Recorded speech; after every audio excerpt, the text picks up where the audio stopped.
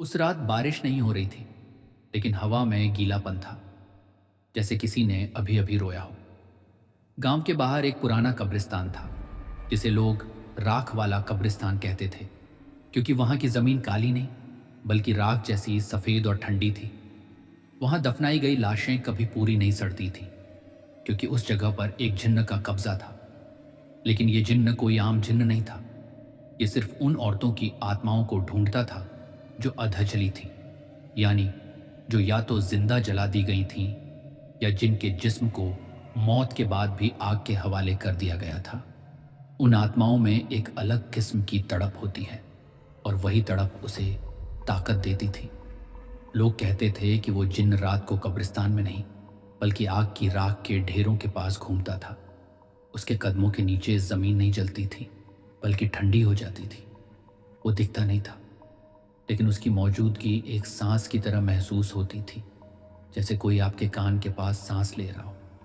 और उसकी गंध में आग नहीं, औरत की सड़ी हुई त्वचा की बदबू हो। एक रात गांव की एक लड़की नजरीन, जो कुछ महीनों पहले अपने ही घर वालों के हाथों जिंदा जला दी गई थी, उसकी रूह उसी कब्रिस्तान में पहुंची।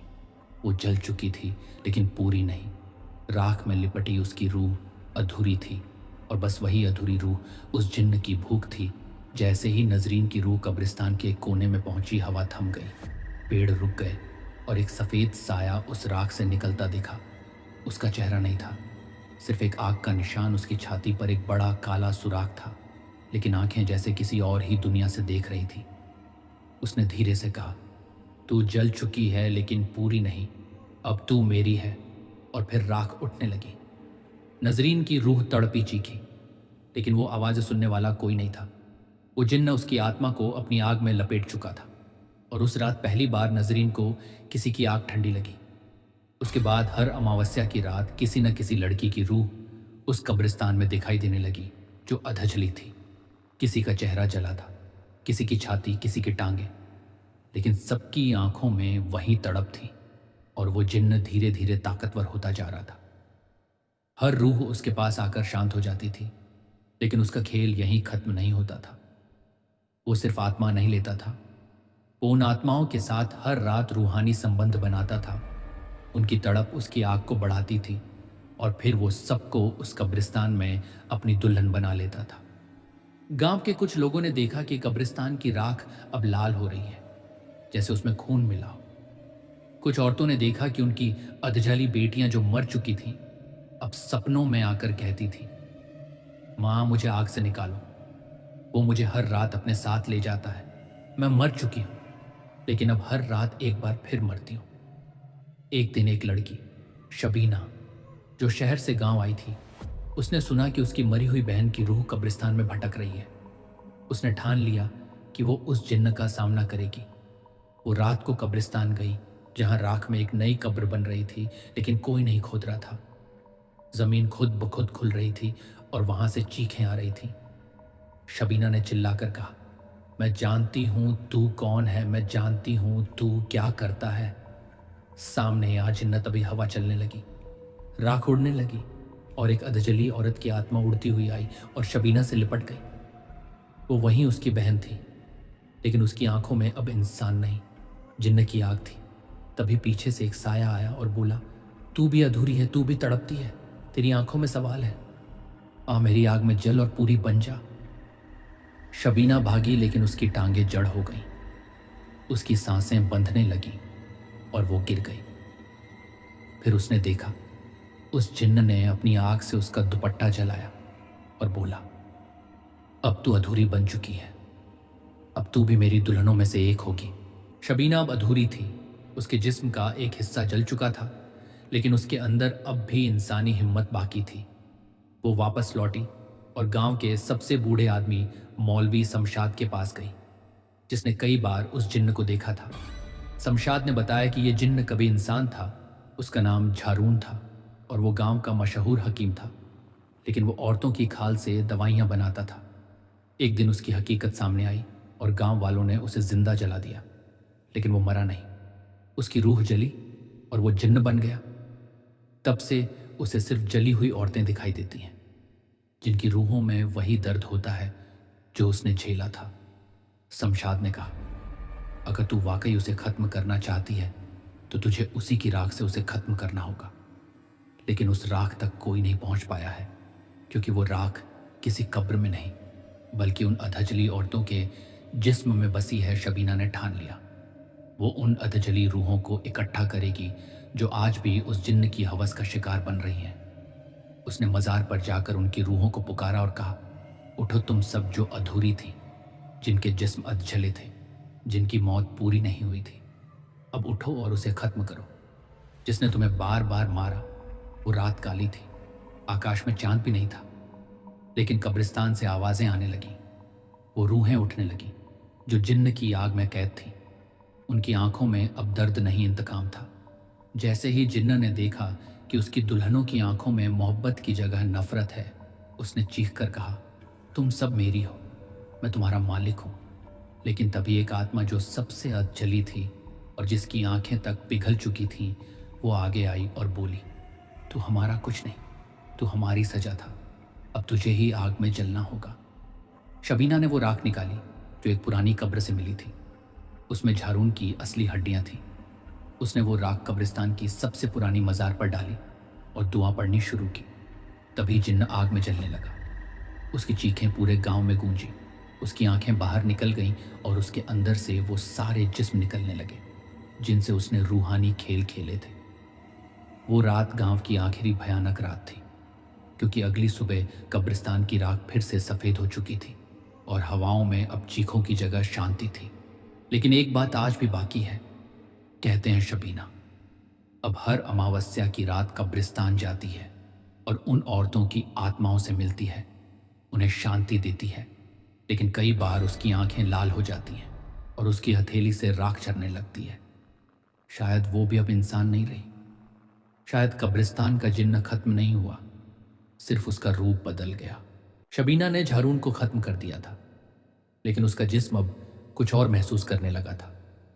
रात को जब वो सोती तो उसका जिस्म जलने लगता था, लेकिन वो दर्द नहीं होता था, जैसे कोई दूसरी आत्मा उसके भीतर सांस ले रही हो।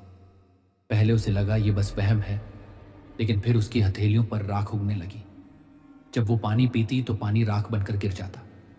जब वो शीशे में देखती तो कभी उसका चेहरा दिखता, कभी झारून की अधूरी जली आंखें।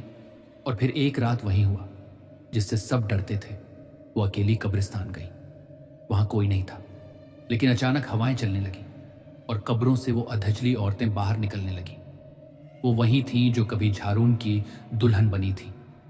अब वो शबीना के चारों ओर खड़ी हो गई। उनकी आंखों में मोहब्बत नहीं बल्कि आदेश की भावना थी। वो बोली, मलिका, आपने हमें आजाद किया, अब आप ही हमारी अगली राह है। शबीना डर गई।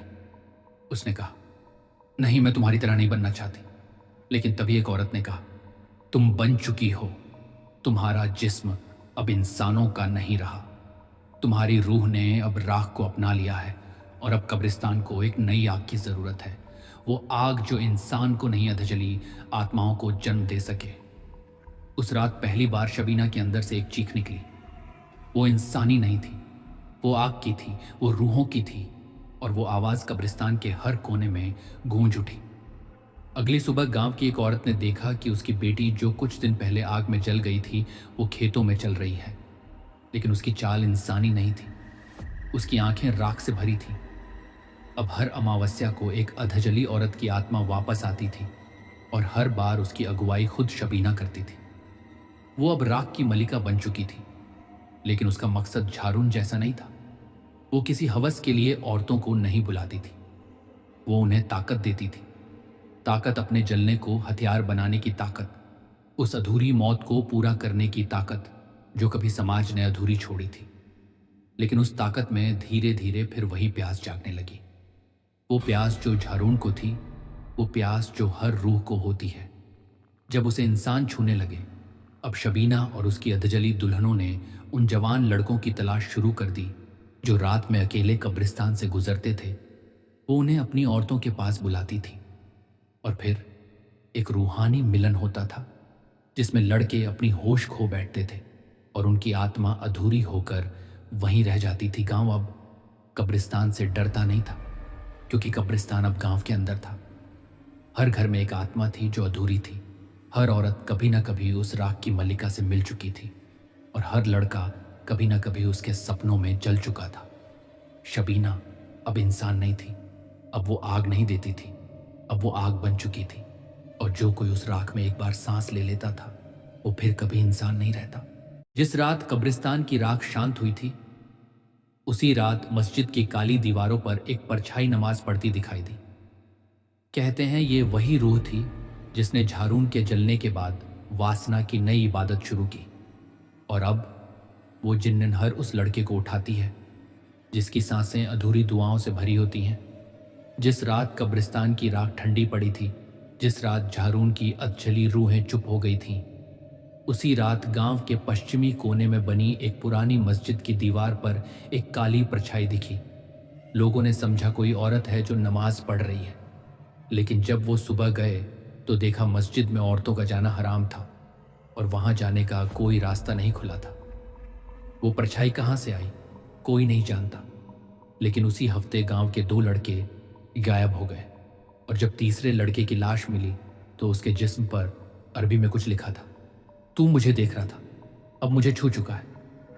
मस्जिद की दीवारें अब काली नहीं बल्कि थोड़ी गीली लगती थी, जैसे वहां कोई सांस लेता हो। और जब रात होती तो मस्जिद से आजान जैसी आवाज आती, लेकिन वो इंसानों की नहीं लगती थी, वो गहरी और भारी थी। और जब वो खत्म होती तो गांव की हवाओं में एक औरत की धीमी हंसी सुनाई देती। लोग डरने लगे, लेकिन कुछ लड़कों को अजीब ख्वाब आने लगे। वो ख्वाब जिसमें एक औरत काले नकाब में नमाज पढ़ती दिखती थी, लेकिन जब वो सजदे से उठती तो उसका चेहरा अधूरा होता, आधा इंसान आधा जला हुआ, और उसकी आंखें बिना पलकें झपकाए बस सामने देखती रहती। एक लड़का रईस सबसे पहले उसकी तरफ खींचने लगा। उसे हर रात मस्जिद खींचती। एक रात वो आखिर मस्जिद पहुंच गया। वहां दरवाजा अपने आप खुला। अंदर अंधेरा था, लेकिन कोनों में धीमे सुरों में कोई दुआ पड़ रहा था। वो आगे बढ़ा तो देखा एक औरत कालीन पर बैठी है, सफेद कपड़े में लेकिन नकाब पूरा काला। वो दुआ पढ़ रही थी, लेकिन उसकी आवाज़ में एक अजीब सी लचक थी, जैसे हर लफ्ज वासना से लिपटा हो। रईस ने पास जाने की कोशिश की तो औरत ने अपना चेहरा उठाया और कहा, तू पहली बार आया है और मैं पहली बार मुस्कुराई हूं। चल, तू मेरा सजदा पूरा कर, मैं तुझे अपने जिस्म की इबादत सिखाऊंगी। रईस की आंखें खुद ब खुद बंद हो गईं और जैसे ही उसने सजदा किया उसकी पीठ से धुआं उठने लगा और मस्जिद के कोने से आग सी लहर बाहर निकली। उस रात के बाद रईस वापस नहीं आया, लेकिन उसकी माँ ने उसकी टॉपियाँ और कपड़े मस्जिद के बाहर जलते देखे। वो आग नहीं थी, वो किसी रूह का स्पर्श था। अब हर रात मस्जिद में एक लड़का जाता और फिर कभी नहीं लौटता, और हर बार मस्जिद की दीवार पर एक नई आयत खुद जाती, लेकिन वो कुरान की नहीं थी, वो किसी और ही किताब से लगती थी। एक ऐसी किताब जिसे सिर्फ रूहें पढ़ती हैं। और वो औरत जो वहाँ नमाज पढ़ती थी उसे लोग अब जिन्निन ज़ाहरा कहने लगे थे। लेकिन कोई नहीं जानता था कि ज़ाहरा कौन थी और वो मस्जिद में क्यों आई थी। ज़ाहरा कभी इंसान थी, उसकी उम्र 19 साल थी। वो गांव की सबसे पाक औरत मानी जाती थी। कहा जाता था कि उसकी दुआएं सीधी ऊपर जाती थीं और उसकी आंखों में इतनी हया थी कि लोग उसकी तरफ देखने से भी डरते थे। लेकिन गांव के मौलवी को उसकी ये पाकीज़गी बर्दाश्त नहीं थी। उस मौलवी का नाम कासिम था, जो हर रात अल्लाह का नाम लेता था और हर दिन ज़ाहरा को अपने गुनाह की निगाहों से निहारता था। एक रात जब गांव की बिजली चली गई तो कासिम ने मस्जिद का दरवाज़ा बंद कर दिया और ज़ाहरा को बहाने से अंदर बुला लिया। कहा कि कुछ सामान देना है। लेकिन जैसे ही ज़ाहरा अंदर आई उसने मस्जिद की रोशनी बंद कर दी और उसके ऊपर टूट पड़ा। ज़ाहरा चीखती रही, लेकिन मस्जिद की दीवारें पत्थर की थीं और वो चीखें अल्लाह तक नहीं पहुंची। उस रात ज़ाहरा की इज्जत नहीं लूटी गई, उसकी रूह जलाई गई। मौलवी ने न सिर्फ उसका जिस्म नोचा बल्कि उसे आग से मारने की कोशिश की और उसकी लाश को मस्जिद के पीछे की कब्र में बिना कफन दफना दिया गया। लेकिन ज़ाहरा मरी नहीं, उसकी आंखें जल गई थीं, उसकी सांसें रुक गई थीं, लेकिन उसकी रूह जलती रही। 40 दिन बाद जब गांव में पहली बार मस्जिद से अजीब सी दुआ की आवाज़ आई तो किसी ने ध्यान नहीं दिया। लेकिन जब गांव की पहली लापता लाश मिली और उसके जिस्म पर लिखा था, मैं इबादत में थी तू हवस में था। तब सबको समझ आया कि ज़ाहरा वापस आ चुकी है। अब वो नमाज पढ़ती थी, लेकिन सजदा अल्लाह के लिए नहीं होता था। अब वो सजदा उस आग के लिए होता था जिसने उसके जिस्म को तोड़ा था। अब उसकी हर रकात एक जवान लड़के की रूह खींचती थी, जो कभी उसे देखता था, जो कभी उस पर हंसा था, जो कभी अपनी निगाहें झुकाना भूल गया था। हर बार जब मस्जिद से वो दुआ की आवाज़ आती थी, लड़के जैसे नींद में खिंचते चले जाते थे। वो उनकी आंखों में झांकती थी और कहती थी, तू अल्लाह को याद करता है तो मेरी आंखों में देख, अब तुझे पता चलेगा इबादत क्या होती है। वो लड़के सजदे में झुकते लेकिन उठते नहीं, क्योंकि उनकी रूह वहीं पीछे चटाई में घुल जाती थी। अब मस्जिद की हर दीवार इबादत की नहीं, आग की गवाही देती थी। औरतें अब मस्जिद से डरने लगी थीं और मर्द रात को जल्दी घर लौटने लगे थे। लेकिन फिर भी कोई ना कोई लड़का हर शुक्रवार की रात गायब हो ही जाता, और हर बार मस्जिद के मीनार पर एक नई सफ़ेद चादर लहराने लगती, जैसे किसी ने निकाह पढ़ा हो। गांव का नाम बिलासपुर था, लेकिन अब लोग उसे मस्जिद वाली मौत कहते थे। हर माँ अपने बेटे को शाम से पहले घर बुला लेती थी, लेकिन एक लड़का था, हुमायूं, जो सबके उलट था। वो मस्जिद की दुआ से नहीं डरता था। वो कुरान पढ़ता था, लेकिन अपनी सोच से वो खुद को ईमानदार समझता था, और यही ईमान ज़ाहरा की आग को भड़काता था। वो लड़का जो उसे देखता नहीं था, लेकिन उसकी दुआ की गूंज में भी खौफ नहीं मानता था। एक रात ज़ाहरा ने अपनी सजदे से आंखें उठाईं और कहा, आज वो लड़का मेरी आंखों में नहीं देखता तो मैं उसकी आंखों तक जाऊंगी। वो पहली रात थी जब मस्जिद का दरवाज़ा खुद से खुला और ज़ाहरा काले नकाब में मस्जिद की चौखट पार कर गई। जैसे ही उसने ज़मीन पर कदम रखा, गांव की हवा बदल गई। हर दिया बुझ गया, हर कुत्ता चुप हो गया, और मस्जिद के पीछे का पीपल का पेड़ जलने लगा। वो सीधे हुमायूं के घर की तरफ बढ़ी, लेकिन उसका घर बंद था। अंदर हुमायूं कुरान पढ़ रहा था और ज़ाहरा की मौजूदगी से अनजान था। लेकिन जैसे ही वो आयत पूरी हुई, कमरे में एक धीमी सी आहट हुई, एक आवाज़ जो दीवारों से होकर उसके कानों तक पहुंची। तो कुरान पढ़ता है लेकिन मेरी कहानी नहीं जानता। हुमायूं चौंका, लेकिन डर नहीं दिखा। उसने कहा, कौन है? बाहर आ ज़ाहरा दरवाजे के पास खड़ी थी, लेकिन उसका चेहरा इस बार अधजला नहीं था। वो एक खूबसूरत औरत जैसी दिख रही थी। उसकी आंखें शांत थीं और आवाज़ सुलझी हुई। उसने कहा, मैं वो औरत हूं जिसे सजदे में नोच लिया गया। अब मैं हर उस रूह को अपने पास बुलाती हूं जो सजदे को हल्का समझता है।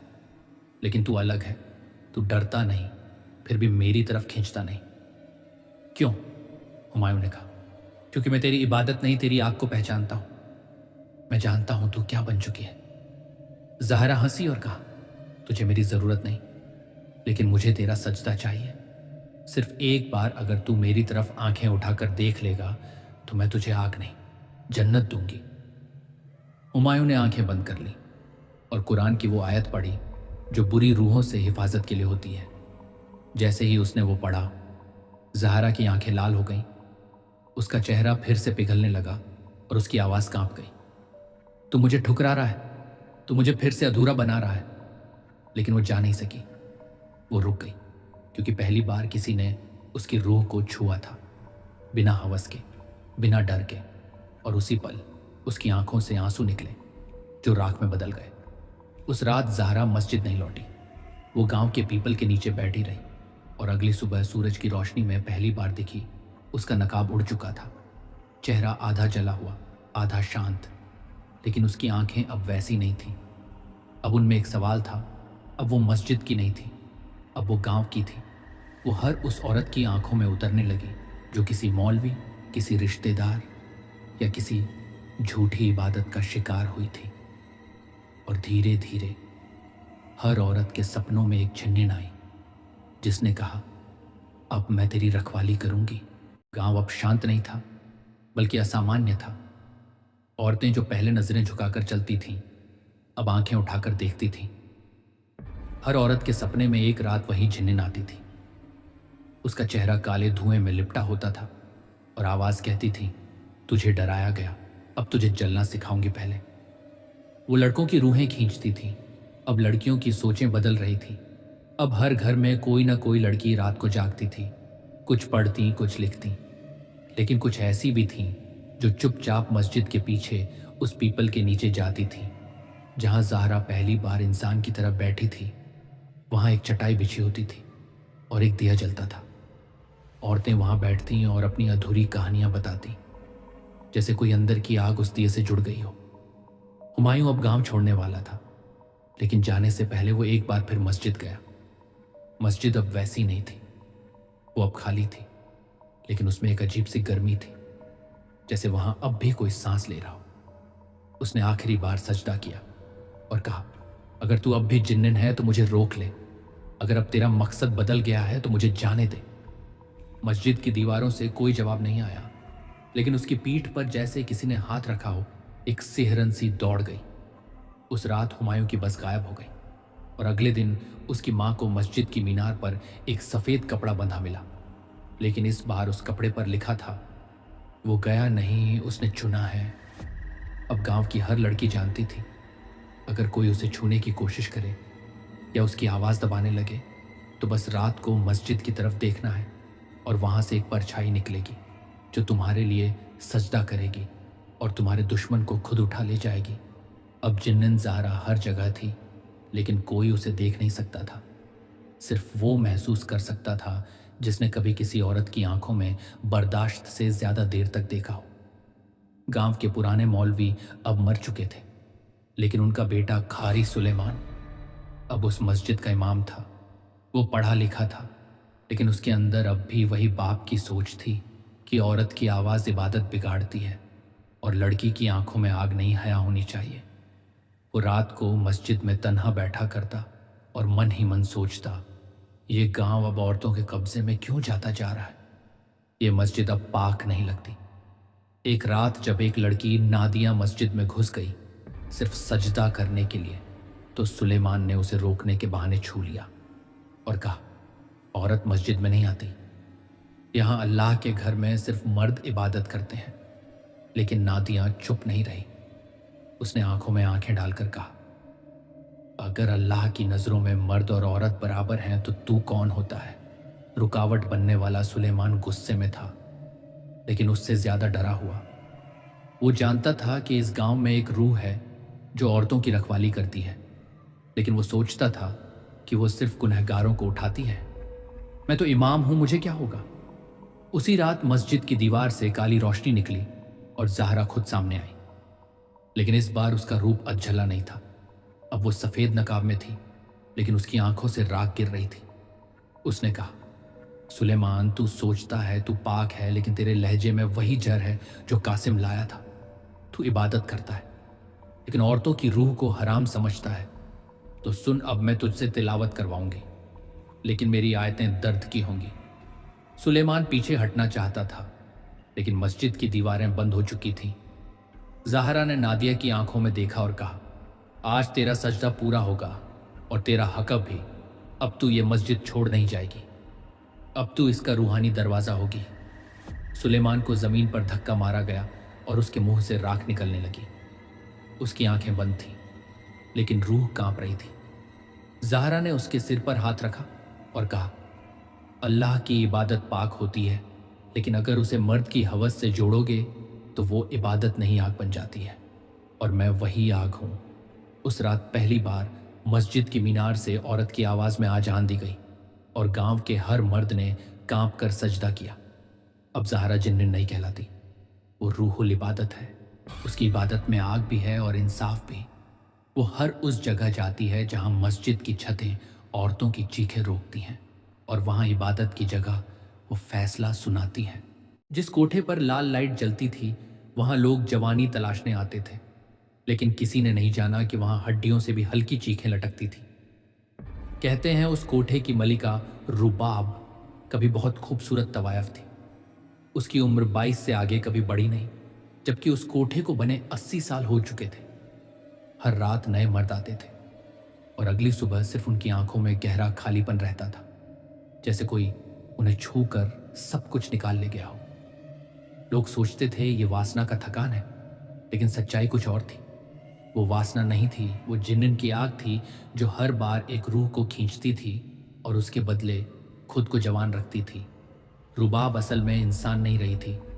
कहते हैं 1947 में जब लाहौर से एक तवायफ भागकर भारत आई थी तो उसने एक पुरानी हवेली में कोठा शुरू किया। लेकिन जिस रात वो पहला कोठा खोला, उसी रात एक जलता हुआ जिन्न उस पर आ गिरा।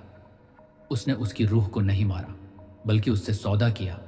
जिन्न ने कहा, तू हर उस मर्द की आत्मा मुझे दे दे जो तुझे छूए, और मैं तुझे बूढ़ा कभी नहीं होने दूंगा। रुबाब ने हामी भरी, और उस रात पहली बार जब एक सैनिक उसके पास आया तो सुबह उसके सीने में दिल की जगह राख थी। आंखें खुली थी, लेकिन रूह जा चुकी थी। तब से हर रात रुबाब किसी और को बुलाती, मुस्कुराती, गोद में बैठती, और जैसे ही वो मर्द सांस छोड़ता, रुबाब के चेहरे पर एक चमक आ जाती थी। उसकी चमड़ी खिंच जाती थी, जैसे जवान हो रही हो। लेकिन जब कोई आईना देखता तो उसमें रुबाब का चेहरा अधछला दिखता था। एक रात एक लड़का जमशेद उस कोठे में आया। वो जवान था, मासूम था, और पहली बार किसी औरत को छूने आया था। रुबाब ने उसे देखा और मुस्कुरा दी, लेकिन जब उसने छूना चाहा तो उसके हाथ ठंडे हो गए, जैसे किसी कब्र को छू लिया हो। रुबाब ने कहा, तू मुझे नहीं छू रहा, मैं तुझे छू रही हूं। और उसी पल कमरे की रोशनी बुझ गई। जमशेद की आंखों के सामने सिर्फ एक राख से बना चेहरा रह गया, और उसके कानों में वो झिन्न की आवाज, तू अब उसका है और वो मेरी। जमशेद कोठे की उस कोठरी में बंद था जहां कभी रोशनी होती थी, लेकिन उस दिन बस राख उड़ रही थी। उसकी आंखों के सामने रुबाब खड़ी थी, लेकिन अब वो न तवायफ लग रही थी न इंसान। उसकी आंखें गहरी और सूनी थीं, और उसके होंठों से खून नहीं, काला धुआं निकल रहा था। उसने कहा, तू मेरी जवानी की आखिरी सांस है, लेकिन तुझे इतनी जल्दी नहीं छोड़ूंगी। और फिर वो पीछे हट गई और कमरे की दीवारें जलने लगी। जमशेद चीख नहीं सका, जैसे आवाज ही छीन ली गई थी। तभी कोठे की सबसे अंदरूनी दीवार से एक आवाज आई, जो इंसानी नहीं थी, गूंजी हुई और बहुत भारी। रुबाब, इसे अभी नहीं, पहले से दिखा कि तू क्या थी। और तभी जैसे समय उल्टा चल पड़ा। कमरे की दीवारें बदलने लगी। वही कोठा, लेकिन अब 1947 था। बंटवारा हुआ था। लाहौर की गलियों में गोलियां चल रही थी और एक औरत भाग रही थी। उसके जिस्म पर खून था, आंखों में दहशत। यही रुबाब थी। वो एक सैनिक के साथ रात बिताने को मजबूर की गई, लेकिन उसी सैनिक ने उसके साथ जुल्म किया और उसे आग के हवाले कर दिया। जलती हुई रुबाब को एक जिन्न ने देखा। उसका नाम यासर था। आग से बना हुआ, इंसानों की नफरत और हवस से पैदा हुआ। जिन्न जो सिर्फ जली हुई औरतों की रूहों से मोहब्बत करता था। उसने रुबाब से कहा, तू अब इंसान नहीं रही, लेकिन तू अब रूह भी नहीं बन सकती जब तक तू मुझे हर उस आदमी की आत्मा नहीं देती जो तुझे छूने आए। रुबाब ने आंखें खोली और हामी भर दी। तब से हर रात रुबाब किसी को छूने नहीं देती। वो खुद छूती है ताकि रूह का सौदा अधूरा न रहे, लेकिन हर बार वो थोड़ा और खो जाती है। अब उसका जिस्म जवान होता है, पर रूह और भी जल जाती है। यासर अब हर उस कोने में रहता है जहां सांसें भारी होती हैं, और रुबाब को हर रात याद दिलाता है, तू मेरी है। जब तक लोग तुझे छूते रहेंगे, मैं जवान होता रहूंगा। जमशेद ये सब देख रहा था, जैसे किसी और की यादें उसकी आंखों में उतर रही थीं, और अब रुबाब फिर से उसकी तरफ बढ़ी। उसने कहा, अब तू भी उन्हीं की तरह है, लेकिन तुझ में एक फर्क है। तू मेरी आंखों में देखकर भी डरा नहीं, इसलिए तेरी आत्मा और भी स्वादिष्ट होगी। तभी जमशेद ने जेब से एक छोटी ताबीज निकाली। वो उसकी मां ने दी थी और कहा था, जिस दिन तू किसी ऐसी औरत को देखे जो बहुत खूबसूरत हो, लेकिन उसकी छाया न दिखे, ये खोल लेना। जमशेद ने वो ताबीज खोली और कमरे में अचानक तेज रोशनी फैल गई। रुबाब चीखने लगी, नहीं, ये रोशनी नहीं, ये मुझे कमजोर कर देगी। उसकी चमड़ी फटने लगी और उसकी आंखों से धुआं बाहर निकलने लगा। तभी कोठे की दीवारें हिलने लगी और कोने से आग में लिपटा यासर निकला। उसने कहा, तूने मेरी औरत को जलाया, अब तुझे उसकी जगह बनना होगा। कमरे में आग की लपटें उठ रही थी। जमशेद एक कोने में खड़ा था। उसकी आंखों में डर नहीं था, अब सिर्फ सवाल था। सामने यासर था, आग से बना हुआ एक जिन, जिसकी आंखें किसी दबी हुई औरत की चीख से चमक रही थी। उसके पीछे रुबाब खड़ी थी। अब उसका जिस्म दरक रहा था। वो जवान थी, लेकिन उसकी आंखों में राख बस चुकी थी। यासर ने कहा, ये लड़का मुझे दे दे रुबाब, और तू फिर से ताजगी पाएगी। उसका जिस्म तुझ में नई जवानी भर देगा। रुबाब की आंखें जमशेद पर टिक गईं और फिर उसके अपने ही चेहरे पर, जहां अब चमक नहीं बस दरारें थीं। रुबाब ने पहली बार खुद को बिना आग के सोचा।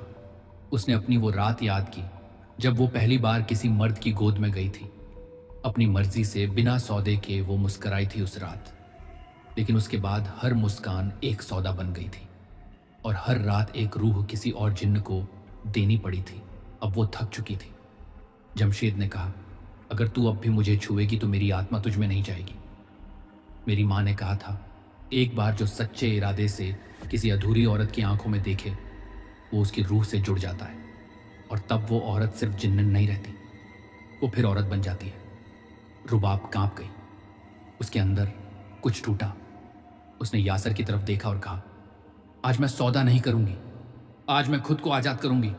और यासर ने गुस्से में आग फैलाई, लेकिन रुबाब अब उससे नहीं डरी।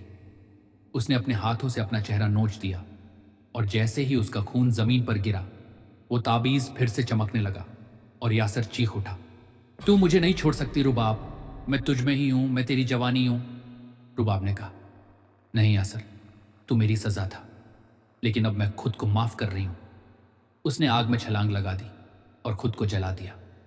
आग बुझ गई। जमशेद जमीन पर गिरा और जब उठा तो कोठा वीरान था। रुबाब की कोई निशानी नहीं थी, बस एक जली हुई चूड़ियों की राख पड़ी थी। अब कोठे पर कोई लाल बत्ती नहीं जलती।